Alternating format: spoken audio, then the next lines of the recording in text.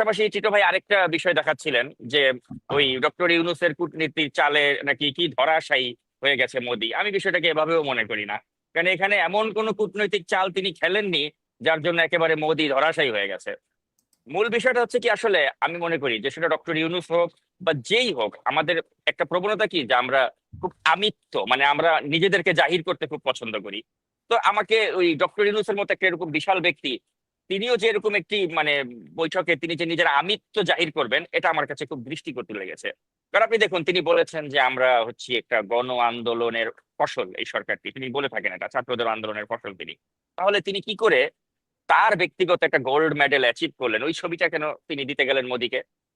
তো দরকার নাই। আপনি যেই আন্দোলনের ফসল, আপনি সেই আবু সাইদের ছবি দেন, আপনি গণ আন্দোলনের ছবি দেন তাকে। আপনি তা না দিয়ে আপনি নিজে কবে 2015 সালে একটা অ্যাওয়ার্ড পেয়েছেন এটা আপনি মোদিকে দেখাতে যাচ্ছেন। আবার আপনারা তার ওই যে বডি ল্যাঙ্গুয়েজ বিশ্লেষণ করছিলেন, যে মোদিকে যেভাবে দেখাচ্ছিল বা ইউনূসকে খুব কনফিডেন্ট লাগছিল, মোদি দাঁড়িয়ে গেছে, দাঁড়িয়ে ইউনূসকে রিসিভ করছে। এই যে এই ধরনের ছোটখাটো বিষয় নিয়ে যে অনেক বোদ্ধারা অনেক অ্যানালাইসিস করছেন বা বলার চেষ্টা করছেন যে এই এই একটা চাওয়ালাকে দেখিয়ে দিয়েছে আমাদের এই ডক্টর ইউনূস, এভাবে নিজেদেরকে আমরা বুঝাচ্ছি যে অনেক বড় করেছি, কিন্তু আপনাকে সত্যটা মানতে হবে। সত্যটা হচ্ছে যে এই একটা বৈঠক করার জন্য, একটা সাইড লাইনের বৈঠক করার জন্য কম প্রচেষ্টা কিন্তু আমাদের বাংলাদেশের পক্ষ থেকে করা হয়নি। বহু তদবির টদবির করে একটা এরকম মিটিং অ্যারেঞ্জ করতে প্রচুর পেরেছে। প্রচুর প্রচুর প্রচুর। সেটাই। তাহলে এখন এইটাকে কেন্দ্র করে ইউনূসের বিশ্ব জয়, ইউনূসের ভারত জয়, এই হাসিনাকে এ করে ফেলবো, সেই করে ফেলবো। অথচ একটু আগে আমি দেখছিলাম ওই ভারতের যে পররাষ্ট্র মন্ত্রী যিনি, তার যে একটা ব্রিফিং হচ্ছিল, তিনি ব্রিফিং এ কিন্তু স্পষ্ট করে বললেন বিক্রম যে তারা বিক্রম মিশ্রি বিক্রম মিশ্রির যে বৈঠক মানে সংবাদ সম্মেলন, সেখানে গিয়ে স্পষ্ট করে তিনি কিন্তু বললেন যে এই বৈঠকের তারা স্পষ্ট করে তাদের কনসার্ন জানিয়েছে যে সংখ্যালঘু বিষয় নিয়ে।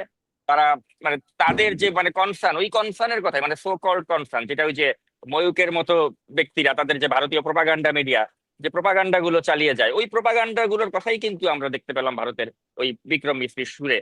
অর্থাৎ এখানে এইটা যে কোনো পজিটিভ মিটিং হয়েছে বা এটার থেকে যে একটা পজিটিভ আউটকাম এসেছে, তা কিন্তু অন্তত বিক্রম মিস্ত্রির কথায় মনে হচ্ছে না। অর্থাৎ ভারত বাংলাদেশকে যেই চোখে দেখে, এবং ভারত যে হাসিনার মতো একজন একটা দাসী বা মানে বান্দি যেটাকে আমরা বলি, তার প্রতি যে আস্থা রাখে, এটা কিন্তু আরেকবার প্রমাণ হলো। তারা ডক্টর ইউনূসকে কখনোই তাদের আস্থায় নিতে পারবে না।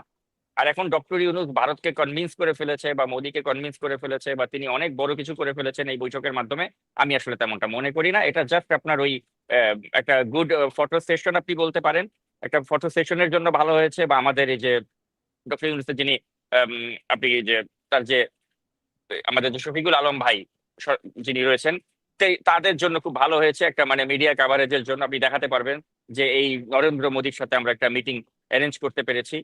তো এখন এই প্রেস সচিব বা তাদের জন্য এটা একটা খুব বড় জিনিস যে তারা এটাকে খুব বড় করে ফুলিয়ে ফাঁপিয়ে দেখাতে পারবেন বা একটা সরকারের অনেক বড় অ্যাচিভমেন্ট হিসেবে দেখাতে পারবেন।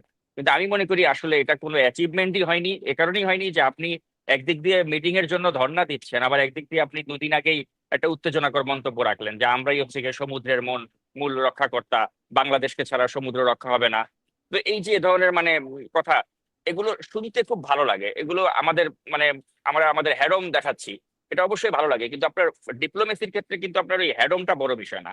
ডিপ্লোমেসির ক্ষেত্রে সবসময় যেটা হয় যে আপনাকে বুঝতে হবে যে আমরা এখন একটা এমন প্রতিপক্ষ, মানে ভারত আমাদের একটা প্রতিপক্ষ রাষ্ট্র বা একটা শত্রু রাষ্ট্রে পরিণত হয়েছে।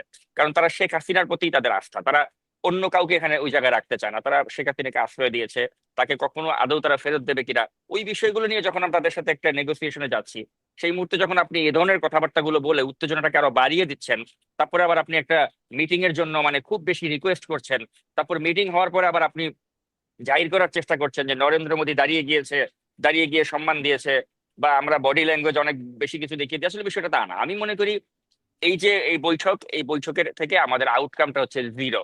At the end of the day Modi বলেন বা ভারত বলেন, তাদের আস্থা কিন্তু এই শেখ হাসিনার প্রতি। কারণ শেখ হাসিনাকে দিয়ে তারা যে অপকর্মগুলো করতে পারবে, ওই অপকর্মগুলো ডক্টর ইউনূসকে দিয়ে পারবে না। অতএব ডক্টর ইউনূসকে তারা কখনোই তাদের আস্থায় নেবে না। কিন্তু এখন যে বলা হচ্ছে যে ডক্টর ইউনূসের মানে অনেক বড় বিশ্বজয় হয়ে গেছে, এই হয়ে গেছে, সেই হয়ে গেছে, এই তাহলে ন্যারেটিভটার সাকিব, পেছনের উদ্দেশ্য আপনাকে সাকিব, বুঝতে হবে। আপনার কাছে আমার প্রশ্ন হচ্ছে যে তাহলে কি এই বৈঠকটা ভুল ছিল বাংলাদেশের পক্ষ থেকে? বাংলাদেশ যে বারে মোটেও বারে ভুল ছিল না। এই বৈঠক করতে বৈঠকটার চেয়েছিল। পেছনে, এই বৈঠকের একমাত্র উদ্দেশ্য হচ্ছে এখন ওই যে একটা গল্প ছাড়া হচ্ছে যে ডক্টর ইউনূসের সরকার 5 বছরের জন্য দরকার। ওই ন্যারেটিভটা বাস্তবায়ন করার জন্য এ ধরনের একটা আপনার ক্যারিশমা দেখাতে হবে যে ডক্টর ইউনূস অনেক বড় ক্যারিশমেটিক লিডার, তিনি অনেক কিছু করে ফেলছেন, তার উপরে আমাদের 5 বছর আস্থা রাখতে হবে, কিন্তু আমাদের আর নির্বাচন দরকার নেই। ইউনূস সাহেব তো আজকেও নরেন্দ্র মোদীর কাছে গিয়ে বলে আসলেন যে নির্বাচন আগামী বছরই হবে বা এই বছর ডিসেম্বর থেকে জুনের মধ্যে হবে। বারবার তিনি যে একটা কথা বলতেছেন, তার তো ক্ষমতা থাকার ইচ্ছা নাই, আমরা সেটা দেখতে পাচ্ছি। তার তাহলে ক্ষমতা তার থাকার এটা ইচ্ছা নাই, কিন্তু প্রতিষ্ঠা করার দরকার পড়বে কেন? তার ক্ষমতায় থাকার ইচ্ছা নাই, কিন্তু তার আশেপাশে যে লোকগুলো রয়েছেন তারা তাকে ক্ষমতা ছাড়তে দেবে না। তিনি এখন এমন একটা পাগলা ঘোড়ার মধ্যে উঠে পড়েছেন, এই পাগলা ঘোড়া থেকে তাকে নামতে দেওয়া হবে না। বা তিনি যাদেরকে বলেছেন যে আমার আমি আপনার সাথে সম্মানের সাথে দ্বিমত করছি। কোন অবস্থাতেই আপনি ইউনূস সাহেবকে, কারণ ইউনূস সাহেব কিন্তু বাংলাদেশের প্রধানমন্ত্রী এই পদটার থেকে অনেক উচ্চতা, তার উচ্চতা, ওনার উচ্চতা অনেক অনেক উপরে। উনি কোন অবস্থাতেই ওনার সম্মান, মান সম্মান চলে যাক, এটা করবেন না। আমি এটা বিশ্বাস করি না, এটা আমি বিশ্বাস করি না। সো এখন হ্যাঁ, এখন আমি বলতে চাই টিটো ভাই, আমাদের বিশ্বাস থাকাটা ভালো, কিন্তু কারো প্রতি অন্ধবিশ্বাস থাকা ভালো না। কারণ আপনি দেখবেন যে আমাদের রাষ্ট্র ক্ষমতায় যারাই গিয়েছে তারা কিন্তু ওই লোভের উপরে বা ব্যক্তি স্বার্থের উপরে কিন্তু উঠেছে, এরকম দৃষ্টান্ত খুব একটা নাই। যেই ক্ষমতায় যায়, ওই যে যায় লঙ্কায় সে হয় রাবণ। ডক্টর ইউনূসের কথা আপনি দেখেন, আমাদের নাহিদ ভাই দেখিয়েছে যে ক্ষমতায় থাকার পরও পদত্যাগ করে কি করে রাজনৈতিক দলে অংশগ্রহণ করা যায়, কি বল? হ্যাঁ, কিন্তু ওগুলোর পিছনে অনেক ব্যাপার স্যাপার আছে, সেগুলো আপনি জানেন, ওগুলো সময় মতো হবে। কারণ এখন তো যে ইন্টারকন্টিনেন্টাল হোটেলটা দখল করে রাখছে, এত না না মিডিয়া বলে না, না, তারা কিন্তু মিডিয়ার বলছে, স্বাধীনতা। না সাকিব, তারা কিন্তু বলছে সব মিথ্যা আজকে তারা সকালে। কিন্তু স্টেটমেন্ট দিয়েছে সাকিব।